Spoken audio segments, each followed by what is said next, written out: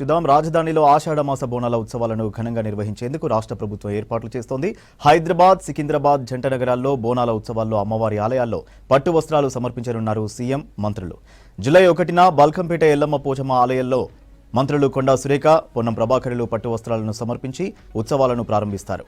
సికింద్రాబాద్ ఉజ్జయిని మహంకాళి టెంపుల్లో July 13న CM Revanth Reddy పట్టు వస్త్రాలు సమర్పించనున్నారు.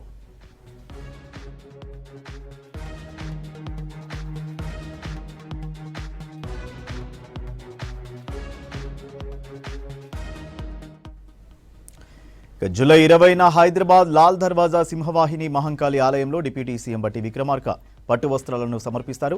నాచారం మహంకాళి సహిత మహాకాళేశ్వర స్వామి ఆలయంలో మంత్రి ఉత్తమ్ కుమార్ రెడ్డి, కార్వాన్ దర్బార్ మైసమ్మ ఆలయంలో మంత్రి దామోదర్ రాజనరసింహ, చార్మినార్ భాగ్యలక్ష్మి ఆలయంలో మంత్రి కోమటిరెడ్డి వెంకటరెడ్డి, హరిబౌలి అక్కన్న మాదన్న టెంపుల్లో మంత్రి దుద్దిల్లా శ్రీధర్ బాబు, చిలకలగూడ కట్టమైసమ్మ ఆలయంలో పొంగులేటి శ్రీనివాసరెడ్డి పట్టు వస్త్రాలను సమర్పించనున్నారు.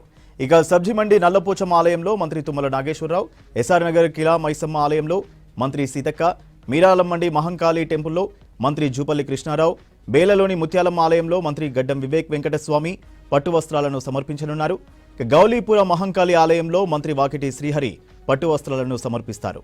జూలై 14న బోనాల ఉత్సవాల జాతరను నిర్వహించేందుకు అధికారులు అన్ని ఏర్పాట్లు చేస్తున్నారు.